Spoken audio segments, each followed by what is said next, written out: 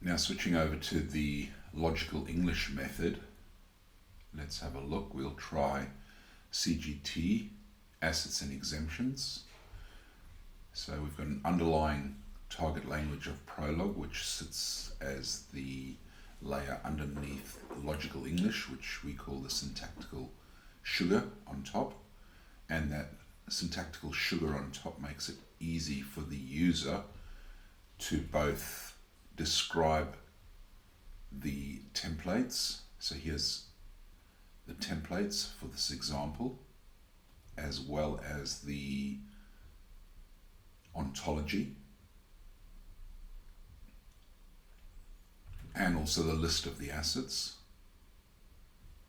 And you can see here how the list of assets can get quite complex in terms of a main residence is a CGT exempt asset if it is used purely for personal use.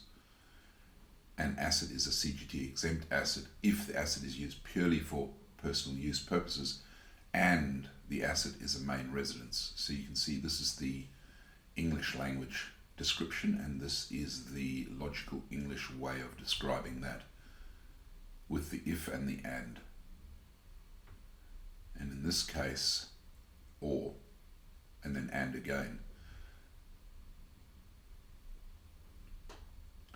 So down here we have some scenarios.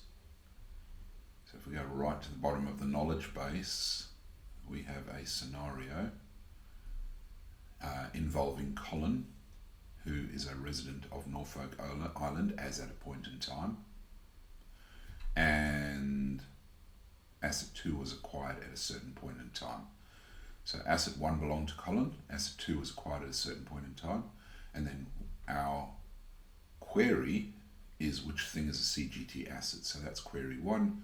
Query 2, which asset is a CGT exempt asset. So we'll go for query 2, and we'll select the scenario, which is Colin, and get an answer here. Answer asset 2 is a CGT exempt asset. So the system is matching the templates based on the ontology and deriving a result in a logical conclusion. So looking at rollover this time, we will be looking at the testing scenario.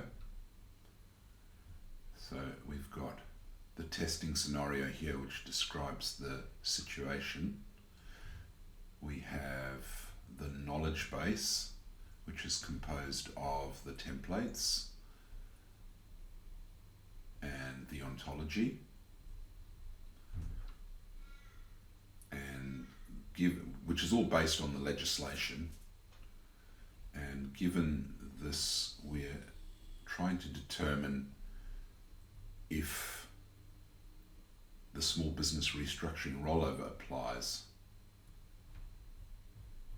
And though the response seems trivial, you can see that the system is tracing through quite a complex decision tree to resolve the answer that yes, the business restructuring rollover applies, given that the conditions are all met according to the legislation. Okay, in this case we are looking at an affiliate test. So again, we've got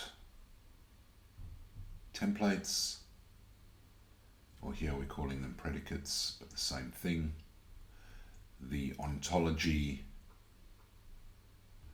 and you can see the conditionals for the date gets rather complex, and then the queries. And in this case I am going to try with query 5.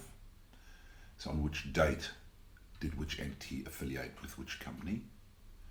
So this is query 5, and the scenario is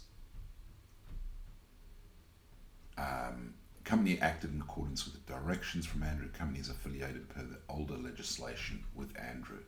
So this is in relation to some older legislation that is still relevant, and Andrew has affiliated with the company at a particular date.